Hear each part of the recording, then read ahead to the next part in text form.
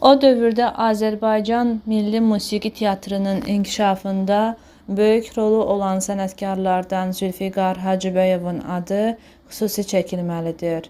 Üzeyir Hacıbəylinin qardaşı və silahdaşı olan Zülfiqar Hacıbəyov istedadlı bəstəkar, ictimai xadimi olmuşdur.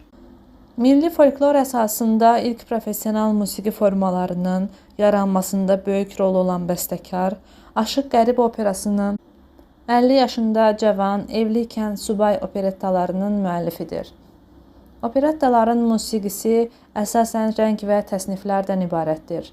Üzeyir bəyin musiqili komediyalarında olduğu kimi, burada da əsl vətəndaş sənətkar kimi Zülfiqar Hacıbəyov müasir həyatda olan çatışmamazlıqları qələmə alır. Patriarxal adət, ənənələri gülüş atəşinə tutur. Qadınlarımızın dözülməz vəziyyətini, hüquqsuzluğunu açıqlayır.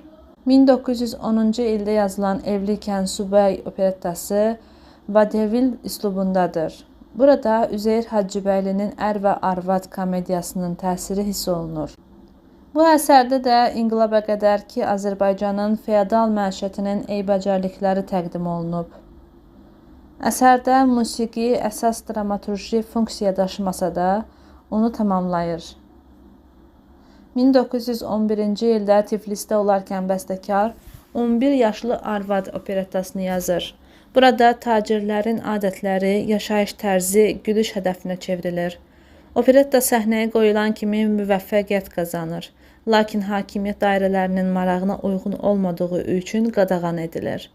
1913-cü ildə bəstəkarın Evliyikən subay musiqili komediyası səhnəyə qoyulur. Əsərdə o dövrdə şərqdə dəbdə olan çoxarvadlılıq və bunun qadınların hüququnu necə tapdaladığı, mənliyinə toxunduğu açıqlanır.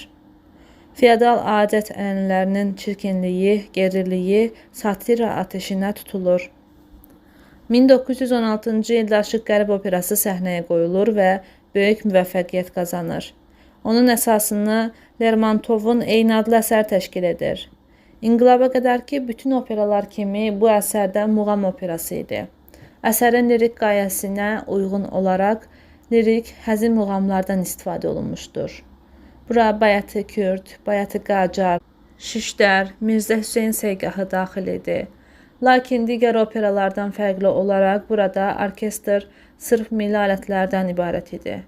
Zülfiqar Hacıbəyovun opera və operettaları Üzeyir Hacıbəylinin ölməz əsərləri ilə yanaşı, inqilabdan əvvəl Azərbaycanda musiqili teatrın yaranmasında böyük rol oynamış, milli musiqi teatrımızın salnaməsində yeni klassik teatr formaları üçün möhkəm zəmin yaratmışdır. Xüsusilə qeyd olunmalıdır ki, əsrin əvvəllərində bu musiqi səhnə əsərləri yalnız Bakıda deyil, bütün Zaqafqasiyanın teatr səhnələrində nümayiş etdirilir. Bununla da yerli musiqi teatrlarında inkişaf baş verirdi.